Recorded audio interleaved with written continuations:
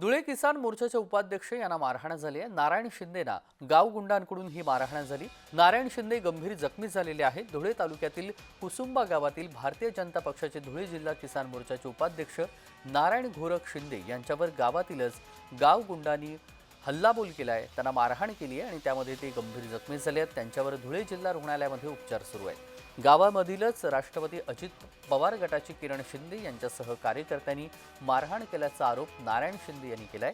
त्यांच्याविरुद्ध धुळे तालुका police station येथे गुन्हा दाखल करण्यात आलेला असून आरोपींवर मकुका अंतर्गत कारवाई करण्याची मागणी नारायण शिंदे यांनी केली आहे। मारहाणीची ही सर्व घटना सीसीटीव्ही कॅमेऱ्यामध्ये कैद झाली आहे। किसान मोर्चाच्या उपाध्यक्ष यांना ही मारहाण झालेली आहे। त्यांनी आरोप केलेला आहे आणि ज्यांनी मारहाण केलेली आहे त्यांच्यावर मकुका अंतर्गत कारवाई करावी अशी मागणी देखील त्यांनी केलेली आहे। किसान मोर्चाच्या उपाध्यक्षांना ही मारहाण झाली।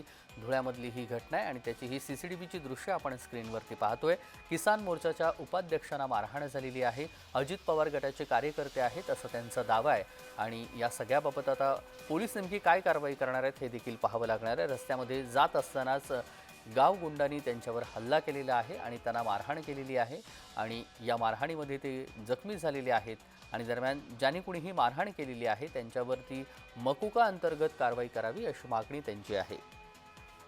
किसान मोर्चाच्या उपाध्यक्ष यांना ही मारहाण झाली आहे आणि या सगळ्या संदर्भात सविस्तर तपशील आपण जाणून घेऊयात। तुषार परदेशी आपले प्रतिनिधी जोडले गेलेले आहेत। तुषार, मारहाण का झालेली आहे आणि कुणी केलेली आहे? जर त्यांनी दावा केला तरी मात्र हे गावगुंड नेमके कोण आहेत? सविस्तर नक्कीच तिथंच या ठिकाणी धुळे तालुक्यातील कुसुंबा या गावामध्ये काही राजकीय हस्तक्षेप करण्यात आला होता। अनेक आता निवडणुकीच्या पार्श्वभूमीवरती आता जो तो आपली वर्चस्व या ठिकाणी दाखवण्याचा प्रयत्न करत आहे। एकंदरीत पाहायला गेलं तर या ठिकाणी भाजपाचे जे किसान मोर्चाचे उपाध्यक्ष आहे नारायण शिंदे यांच्यावरती काही गावगुंडांनी तसेच राष्ट्रवादी अजितदादा पवार गटाचे काही हे कार्यकर्ते पदाधिकारी देखील आहेत। यांनी काही म्हणजे आता जिल्हा परिषद आगामी ज्या स्थानिक स्वराज्य निवडणूक आहे या संदर्भात एकंदरीत ही मारहाण झाल्याचे या ठिकाणी सांगण्यात येत आहे। या संदर्भात धुळे तालुक्याला परस्पर विरुद्ध गुन्हा देखील दाखल करण्यात आलेला आहे।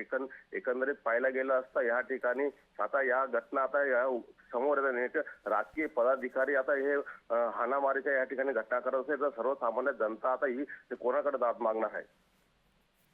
अगदी धन्यवाद तुषार, आपण दिलेल्या सविस्तर माहितीसाठी। बातमी संदर्भातले अपडेट जाणून घेऊ।